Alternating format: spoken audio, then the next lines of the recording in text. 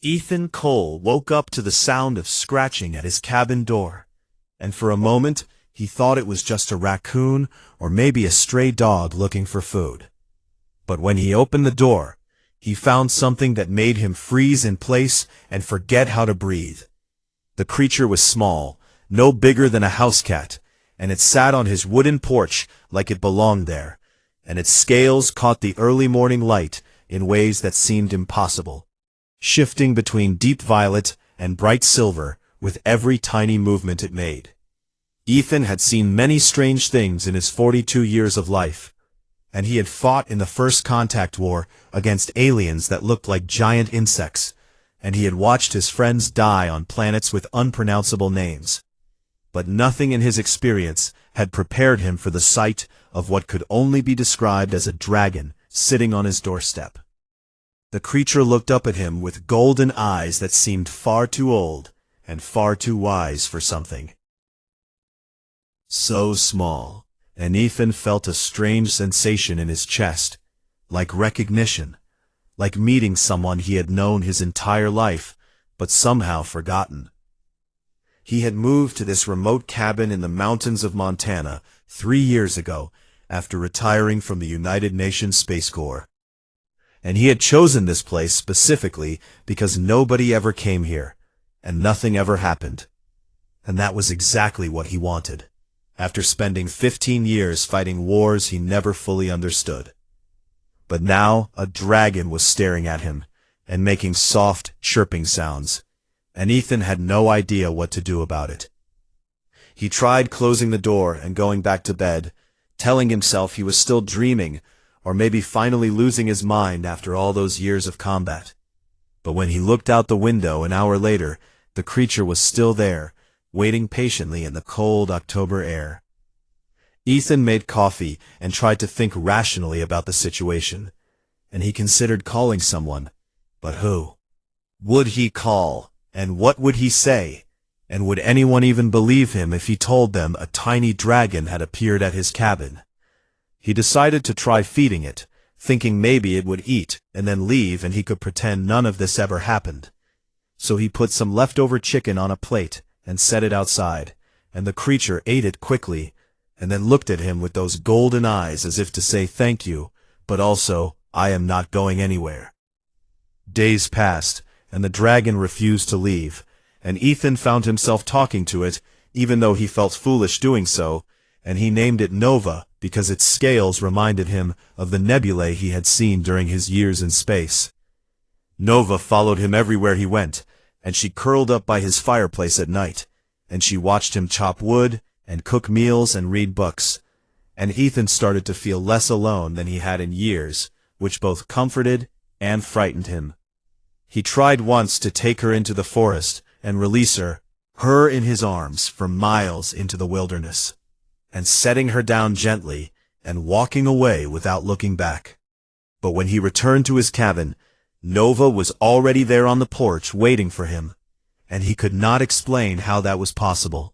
On the 7th day something changed, and Ethan was sitting by the fire when suddenly images flooded his mind that were not his own, and he saw stars and planets and vast ships moving through the darkness of space, and he saw creatures like Nova, but enormous, as large as buildings, flying through the void between worlds. He fell off his chair and grabbed his head, and Nova climbed into his lap and pressed her small body against his chest. And the images kept coming, but they were slower now, gentler, like someone turning down the volume on a television. Ethan understood then that Nova was communicating with him, showing him things she wanted him to see. And the realization that this tiny creature possessed such power made him both terrified and amazed. The images showed him a war, ancient beyond imagining, fought between beings of light and entities of pure darkness. And the dragons were there, hundreds of them, fighting alongside humans who wore strange armor and wielded weapons that glowed with inner fire. Then the images showed him something that made his blood run cold, and he saw himself, not as he was now, but in different bodies across different times, always fighting, always bonded to a dragon that looked exactly like Nova.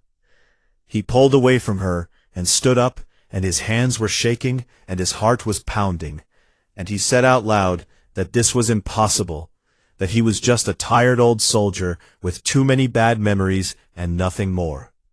Nova looked at him with patience and something like love in her ancient golden eyes, and she sent him one more image, this one simple and clear, and it was a picture of the two of them standing together against a great darkness, small and fragile.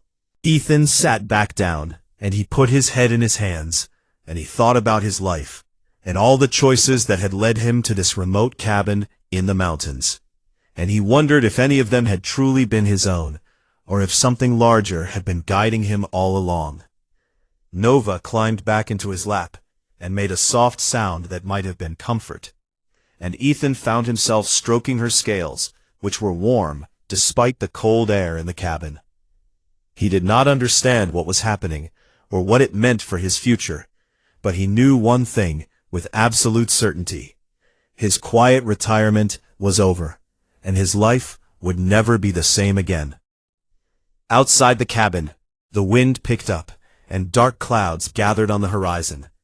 And somewhere in the vast reaches of space, something old and terrible turned its attention toward a small blue planet, and the bond that had just been reawakened after centuries of silence. Ethan did not know it yet, but the scratching at his door that morning had been the first moment of a war that would determine the fate of humanity itself. And Nova had found him just in time, because the darkness was already coming, and he was the only one who could stop it. The dragon hatchling had chosen him long ago, across lifetimes and distances he could not comprehend. And now at last they were together again, and whatever came next, they would face it as one. The visions came every night now, and Ethan learned to accept them instead of fighting against them, because fighting only made his head hurt. And Nova would look at him with disappointment in her golden eyes. Each night she showed him more of the forgotten history, and he saw things that no human textbook had ever recorded. And he learned that everything humanity believed about its own past was incomplete. Thousands of years ago, long before the pyramids rose in Egypt or the first cities appeared in Mesopotamia, Earth had been part of something called the Draconian Accord, and this was a covenant between humans and an ancient species called the Varanthi.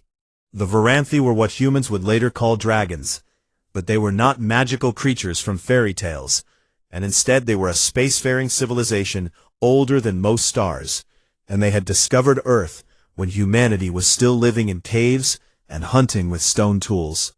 Nova showed Ethan how the Varanthi had watched humanity grow, and had seen potential in these strange apes who dreamed of things beyond their understanding. And some of the dragons had chosen to bond with individual humans, creating partnerships that transcended ordinary connection. These bonded pairs became guardians, and they protected Earth from threats that existed in the darkness between stars. Things that ordinary humans could not perceive and would not believe in, even if they saw them. Ethan learned that he was descended from one of these original guardian lineages, and his blood carried markers that the Varanthi could track across generations. And this was why Nova had found him, because she had been waiting for him specifically. But more than that, Nova revealed something that shook Ethan to his core, and she showed him that souls could persist across multiple lifetimes, and that his soul had been bonded to her bloodline over 600 years ago. He had lived before, and died before, and been reborn, again and again, and each time Nova's family had searched for him, but the world kept changing, and people kept moving, and sometimes they found him too late, or not at all. This time, Nova's egg had been held in a special stasis, waiting for the moment when Ethan was born, and when he took his first breath on a cold January morning in a hospital in Denver, her egg had cracked, and she had begun the long process of growing strong enough to find him. She had hatched only a year ago, and had spent that entire year traveling across the country, following the invisible thread that connected them, until she finally arrived at his cabin door. Ethan asked her why she had waited so long, and why she had not come when he was younger and stronger and full of hope, instead of old and tired and broken. Nova showed him that the timing had to be right, and that he needed to experience what he had experienced, because the war that was coming would require someone who understood loss and pain, and the true cost of fighting. She showed him the enemy, and Ethan recognized them immediately, because he had fought their servants during the First Contact War. The insectoid Kethrani Dominion that had attacked human colonies were not the real threat, and they were merely soldiers serving a far greater power called the Void Weavers. These entities came from the spaces between dimensions, from the gaps in reality where light could not reach, and they consumed civilizations the way fire consumed wood, leaving nothing behind but ash and silence. The Varanthi had fought the Void Weavers for millions of years, and they had built the Draconian Accord specifically to create guardians who could stand against the darkness when it inevitably returned. But something had gone wrong, and the Accord had fallen thousands of years ago, and most of the Varanthi had been killed or driven into hiding, and humanity had forgotten that the Covenant ever existed. Now, the Void Weavers were returning, and they had noticed humanity's expansion into space, and they had sent the Kethrani to test human defenses, and what they found had pleased them. Humanity was young and divided, and had no idea what was coming for them. Nova explained that scattered Varanthis still survived throughout the galaxy, and some of them maintained bonds with human partners who had kept the old traditions alive in secret. These hidden guardians had been watching and waiting, and they had seen the signs that the Void Weavers were preparing a major assault. And they knew that Earth was the target, because Earth was the birthplace of the Guardian lineages, and destroying it would break something fundamental in the Resistance. Ethan sat in his cabin and absorbed all of this information, and he felt the weight of it pressing down on him like a physical force. He was 52 years old, and his knees hurt when he climbed stairs, and he had nightmares about friends who died, screaming on alien worlds, and now he was being told that he was destined to help save humanity from cosmic horrors. He told Nova that she had made a mistake, and that he was not a hero, and that he was just a man who wanted to be left alone. Nova pressed her head against his hand, and sent him a feeling of absolute certainty, of faith that could not be shaken. And she showed him all the times in his past lives when he had said the same thing, and how he had always risen to meet the challenge anyway. Ethan laughed bitterly, and said that he did not remember those past lives, and could not be held responsible for the choices of men who were technically him, but also not really him at all. Nova did not argue with him, and instead she simply curled up in his lap and closed her golden eyes and waited, because she had waited 600 years already, and she could wait a little longer for him to accept what he already knew in his heart. The darkness was coming, and Ethan Cole was going to fight it, whether he wanted to or not, because that was who he had always been across every lifetime, and that was who he would always be. Outside the cabin, the first snow of winter began to fall, and somewhere in the depths of space, the Void Weavers completed their preparations, and turned their empty eyes toward a small blue world that had no idea how little time it had left. Ethan had almost convinced himself that he could ignore everything Nova had shown him, and continue living his quiet life in the mountains, when the Kethrani scouts found his cabin.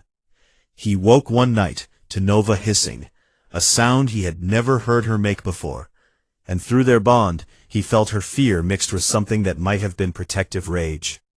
3 shapes moved through the trees outside, and Ethan recognized them instantly from his years of combat, because he had killed dozens of their kind during the war, and they had killed many of his friends in return. The Kethrani were tall and thin, with segmented bodies covered in hard shells, and they had too many limbs and eyes that reflected no light. They moved with the terrible speed of predators who had never known what it meant to be prey. Ethan grabbed the old plasma rifle he kept under his bed, the one weapon he had not been able to give up when he retired, and he moved toward the door. His path. She looked up at him with those golden eyes, and then she began to change. The small creature he had fed chicken scraps and allowed to sleep on his pillow transformed in seconds into something magnificent and terrifying, and Ethan could only watch as Nova grew and grew until she was the size of a fighter jet, her scales blazing with inner light, her wings spreading wide enough to touch both walls of his cabin. She burst through the roof like it was made of paper, and Ethan stumbled outside just in time to see her open her mouth and release a stream of fire so bright that it hurt to look at. The 3 Kethrani scouts did not even have time to scream, and when the light faded, there was nothing left of them but ash that scattered in the winter wind. Nova landed beside him, and she was smaller now, but still much larger than she had been before, about the size of a horse, and steam rose from her scales in the cold air. Through their bond, she told him that there would be more coming, and that the scouts had already sent a signal before she killed them, and that his location was no longer secret. Ethan asked her what they should do, and she showed him a place, a gathering point where other bonded pairs had agreed to meet when the time came. He packed a single bag with clothes and supplies, and he locked his cabin door even though he knew he would probably never return, and then he climbed onto Nova's back and held on tight as she launched into the sky.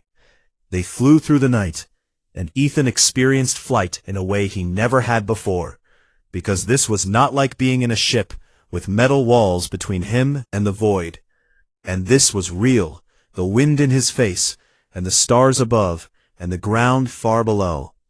Nova took him to an abandoned military bunker in the Nevada desert, a place that had been built during the Cold War and forgotten by everyone except those who needed to hide. Inside the bunker, Ethan met others like himself, and they were people who had been chosen by Varanthi partners and who had kept the old ways alive in secret. Catherine Shaw was 60 years old, with silver hair and sharp, intelligent eyes, and she had been bonded to a massive crimson dragon named Theron for over 40 years, and she had been a famous astrophysicist before she disappeared from public life to serve as a guardian. Marcus Webb was young, barely 25, with nervous energy and a quick smile, and his partner was a small blue dragon named Lyris, who had found him only 6 months earlier, and he was still learning what it meant to be bonded. There were others too, and Ethan learned their names and their stories, and he realized that he was part of something much larger than himself, a tradition that stretched back thousands of years and had survived despite everything. Catherine became his teacher, and she explained the practical details that Nova's visions had left out. The bonding ritual would transform him, she said, elevating his body and mind beyond normal human limitations. But the process was dangerous, and not everyone survived it, and those who did were never quite the same afterward. She told him about the Void Weavers, and how they corrupted everything they touched, twisting light into darkness, and hope into despair, and she warned him that fighting them would cost him things he did not yet know he valued. Marcus helped him train with weapons, and showed him exercises that would prepare his body for the changes to come, and the young man's enthusiasm was infectious, even though Ethan could see the fear hidden behind his smile. Days turned into weeks, and news reached them from the outside world that the Kethrani had increased their attacks on human colonies, and the United Nations Space Corps was struggling to hold the line. Admiral Patricia Grant, the commander of Earth's defense fleet, had heard rumors about the dragons, and she sent soldiers to find them, not to recruit them, but to capture them for study and potential weaponization. Catherine wanted to run, but Theron had other ideas, and the ancient Crimson Dragon flew out to meet the approaching military convoy, and he destroyed a Kethrani dreadnought that had been tracking the soldiers, saving their lives, and demonstrating power that human weapons could not match. Admiral Grant arrived at the bunker personally, and she was a tall woman with gray streaks in her dark hair and eyes that had seen too much death, and Ethan recognized her because they had served together briefly during the war. She looked at the dragons and at the people who rode them, and she made a decision that changed everything. Instead of trying to control them, she asked them to help, and she offered them resources and information, and a place at the table where decisions were made. Ethan found himself thrust into a role he never wanted, serving as liaison between the Guardians and humanities. Military command, translating between two worlds that did not understand each other. He attended meetings where generals argued about strategy, and he flew on Nova's back to intercept Kathrani raiding parties. And he watched Marcus grow from a scared boy into a capable warrior. But gathering was complete, and the Guardians were ready. And now they just had to survive long enough for Ethan to complete his bonding, and become what he was always meant to be. Catherine told him the ritual would take place on the winter solstice, when the barriers between dimensions were thinnest, and the Varanthi could channel their full power. Ethan looked at Nova, and felt the connection between them, still incomplete, but already stronger than anything he had ever known. And he wondered what he would become when the transformation was finished. He was afraid, but he was also ready, because he had spent 3 years running from his past and hiding from this purpose. Afraid? The solstice was 3 weeks away, and the Void Weavers were coming, and Ethan Cole was going to meet them head-on. The winter solstice arrived with clear skies and a meteor shower that painted bright lines across the darkness. And Catherine said the conditions were perfect for the bonding ritual. They gathered on a mesa in the desert, far from any city lights, and the dragons formed a circle around Ethan and Nova, while their human partners stood beside them and chanted words in a language older than human civilization. Ethan knelt in the center of the circle, with Nova facing him, and her golden eyes held no fear, only absolute trust, and something that felt very much like love. Catherine had warned him that the ritual would be painful, and that his mind would expand to touch Nova's, and he would experience memories that spanned thousands of years, and he needed to hold on to himself, or he would be lost in the flood of information. She had not adequately prepared him for what actually happened. When the ritual began, Ethan felt like his skull was splitting open, and light poured into him through the crack, burning away everything he thought he knew about himself. He was no longer just Ethan Cole, retired soldier from Montana, with bad knees and worse memories. He was everyone he had ever been, across 600 years of incarnations, and he felt them all at once. Their joys and sorrows and triumphs and failures, their loves and losses, and the moments when they had chosen to stand against the darkness, despite knowing it might cost them everything. He saw through Nova's eyes and experienced her 8,000 years of existence, watching civilizations rise and fall, witnessing the glory of the Draconian Accord at its height and the tragedy of its collapse. He felt her loneliness as she searched lifetime after lifetime for the soul that matched her own, sometimes finding him as a child who died young, sometimes arriving too late and finding only a grave, sometimes waiting in stasis for centuries because the timing was not right. Understood now why she had chosen him, and it was not because he was special or powerful or destined for greatness, and it was because he had proven across every lifetime that he would not give up, that he would keep fighting even when hope seemed lost, that he would choose love over fear no matter the cost. The memories of the Accord's fall were the worst, and Ethan experienced them as though he were there, watching the Void Weavers tear holes in reality itself, seeing dragons he had never met, but somehow loved, sacrifice themselves to seal the breaches, feeling the devastating loss as the covenant that had protected humanity for millennia crumbled into dust. He screamed, and he might have screamed for hours, or days, or only seconds, because time had no meaning in the space between his mind and Nova's. Then it was over, And Ethan opened his eyes, and the world looked different. Colors were brighter, and he could see wavelengths of light that had been invisible to him before. And he heard sounds that human ears were not supposed to detect. And when he stood up, he felt stronger and faster than he had felt even in his 20s. Nova was in his mind now, a constant presence like a second heartbeat. And he could feel her joy at finally being complete. And he shared that joy with a depth of emotion he had never experienced before. Catherine helped him stand, and she smiled at him with tears in her eyes. And she said, "Welcome back, brother," because she knew that he had lived before, and that some part of him remembered her from lives they had shared centuries ago. Marcus congratulated him with a slap on the back, and Lyris made happy chirping sounds, and for a moment everything seemed perfect. Then the sky split open. A ship emerged from nowhere, massive and black, and wrong in ways that Ethan could not describe, and it hovered above them like a piece of the void given form.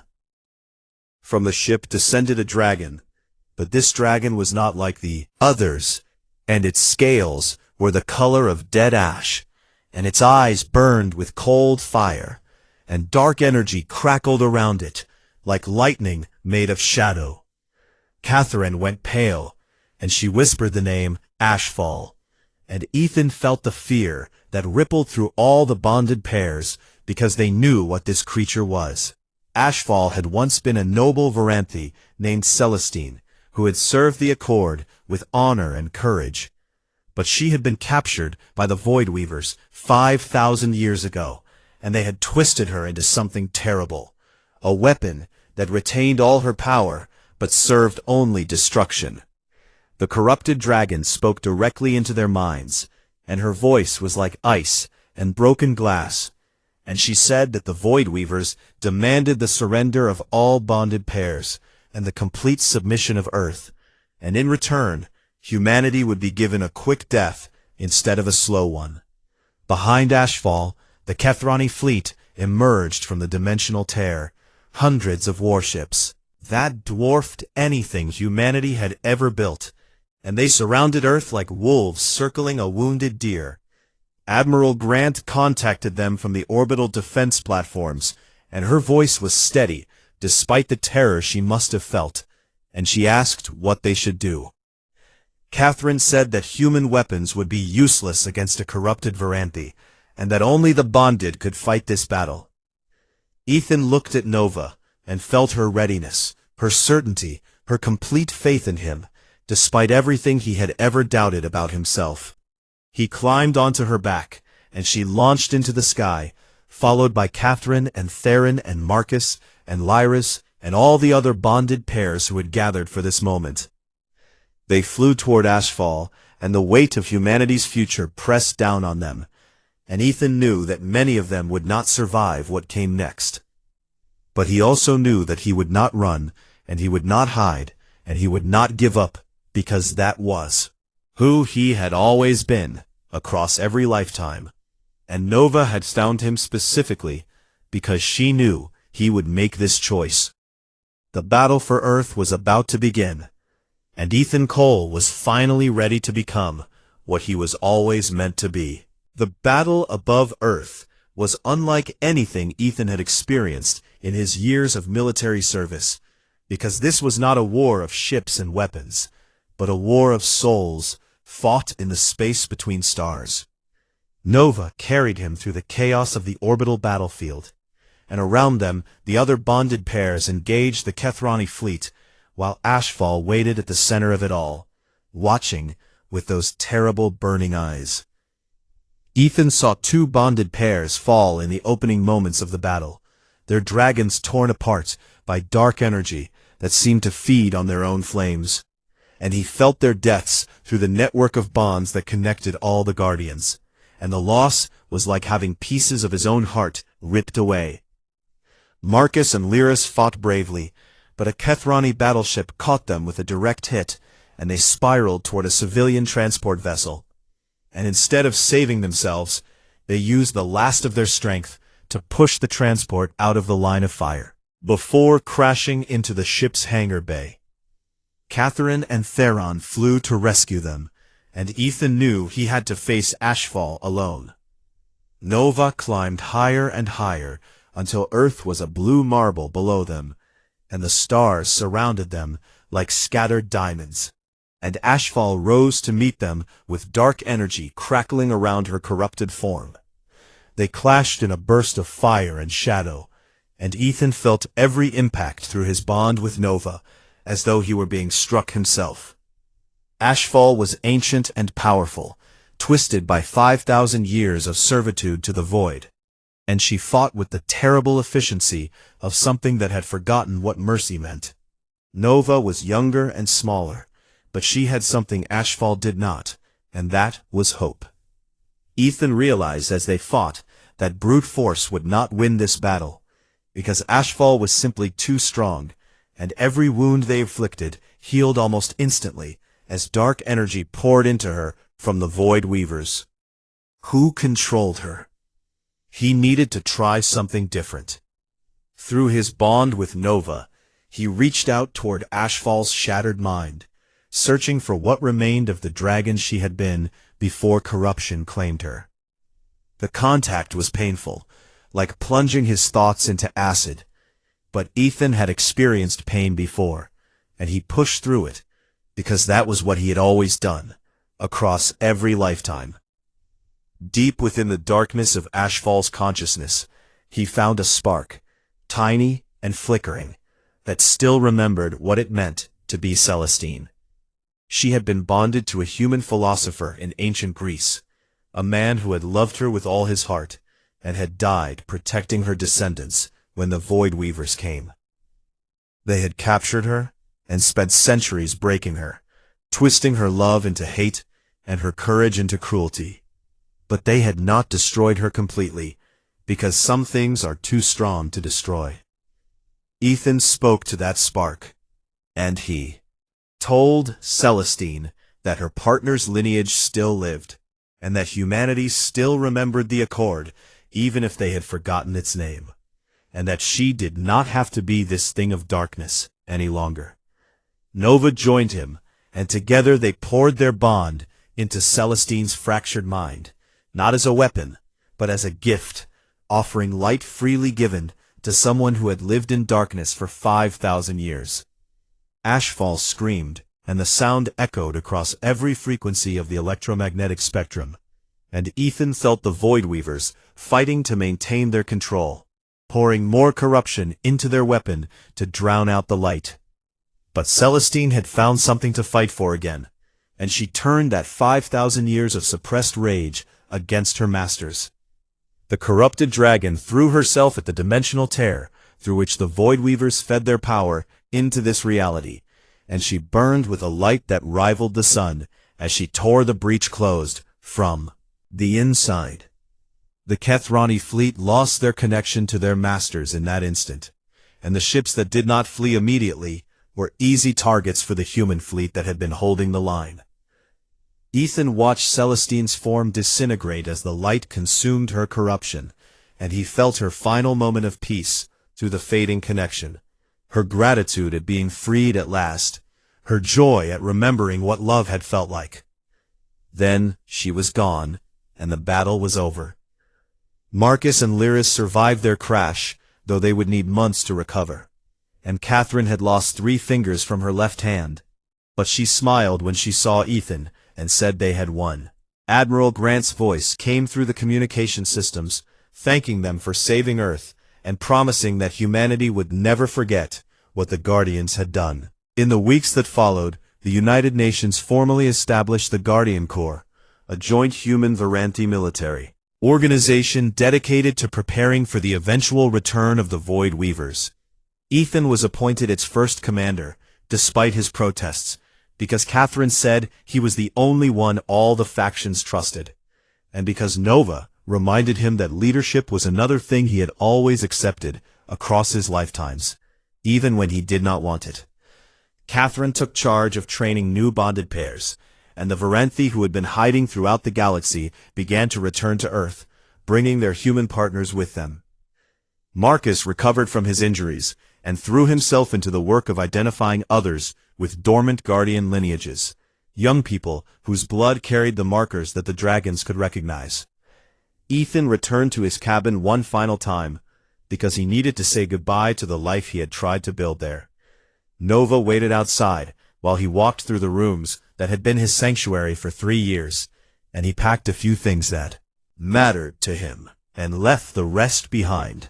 The mountains were beautiful in the winter light, and Ethan stood on his porch and breathed the cold air and thought about how much had changed since that morning when a tiny dragon had scratched at his door.